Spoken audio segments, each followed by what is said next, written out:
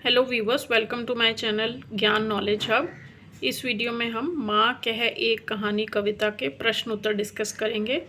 तो चलिए शुरू करते हैं। शुरू करने से पहले यदि आप चैनल पर नए हैं तो जल्दी से चैनल को सब्सक्राइब कर लीजिए। तो चलिए देखते हैं। पहला प्रश्न है, माँ ने बालक को हठी क्यों कहा? हठी का मतलब होता है ज़िद्दी। तो माँ ने बालक को हठी या ज़िद्दी क्यों कहा? माँ ने बालक को हठी कहा क्योंकि वह कहानी सुनने की जिद कर रहा था। अगला प्रश्न है, उपवन की शोभा कैसी थी? उपवन में रंग बिरंगे फूल खिले थे, उन पर ओस की बूंदें झिलमिला रही थी, हवा के हल्के हल्के झोंके चल रहे थे, तालाबों में पानी लहरा रहा था और पक्षी गा रहे थे। अगला प्रश्न है, प्रश्न ग, हंस को नवजीवन का एहसास कब हुआ? जब घायल हंस को सिद्धार्थ ने उठाया और उसका तीर निकालकर उसके घाव को भरा, तब हंस को नवजीवन का एहसास हुआ। घ, पिता और शिकारी में विवाद का कारण क्या था? पिता और शिकारी में विवाद का कारण घायल हंस था। उन दोनों के बीच में किस बात पे विवाद हो रहा था? घायल हंस को लेकर। पिता घायल हंस पर अपना अधिकार बता रहे थे। उधर आखेटक का मतलब होता है शिकारी। आखेटक कह रहा था कि हंस उसका शिकार है, इस पर उसी का अधिकार है।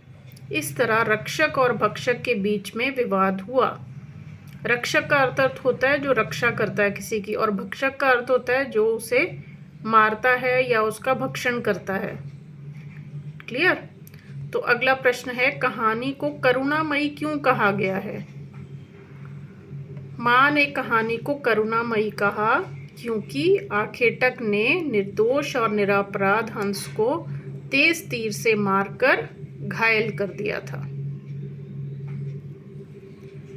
अगला है, निम्न प्रश्नों के उत्तर विस्तार से लिखिए। डिटेल में लिखने आंसर। तो पहला प्रश्न क्या है इसका? पंक्तियों का आशय स्पष्ट कीजिए। रक्षक पर भक्षक को वारे, न्याय दया का दानी। इन पंक्तियों का आपको भाव या आशय स्पष्ट करना है। तो इन पंक्तियों के बारे में आपने पहले इनका कविता का नाम और कवि का नाम लिखना है। ये पंक्तियाँ माँ कह एक कहानी कविता में से ली गई हैं। इसके कवि मैथिली शरण गुप्त हैं। इन पंक्तियों के द्वारा कवि यह कहना चाहते हैं कि भक्षक यानी कि मारने वाला से अच्छा रक्षक यानी कि बचाने वाला होता है। दयापूर्ण न्याय देने वाला श्रेष्ठ होता है। और सबसे ज़्यादा अच्छा कौन होता है? जो दयापूर्ण न्याय देता है, जस्टिस देता है।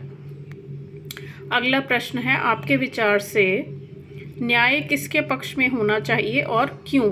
जस्टिस किसके फेवर में होना चाहिए और क्यों? मेरे विचार से न्याय रक्षा करने वाले के पक्ष में होना चाहिए, क्योंकि रक्षक भक्षक से ज़्यादा महान होता है। पशु पक्षियों का शिकार करना एक अपराध है, इसके लिए दंड भी दिया जाता है। किसी की जान बचाना हमारा नैतिक कर्तव्य है। न्याय हमेशा दया का पक्ष लेता है, निर्दयता का नहीं। इसलिए न्याय रक्षक के पक्ष में होना चाहिए। अगला प्रश्न है, प्रस्तुत कविता से हमें क्या शिक्षा मिलती है?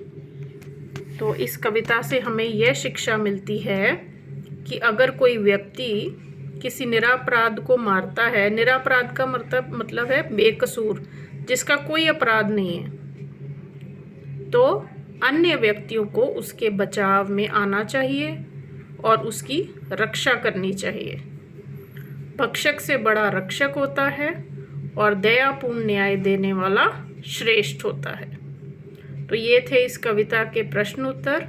सारांश मैं पहले ही अपलोड कर चुकी हूँ, तो आप मेरे चैनल पर जाकर देख सकते हैं। यदि आपको वीडियो यूज़फुल लगा हो तो इसे लाइक और शेयर ज़रूर करें।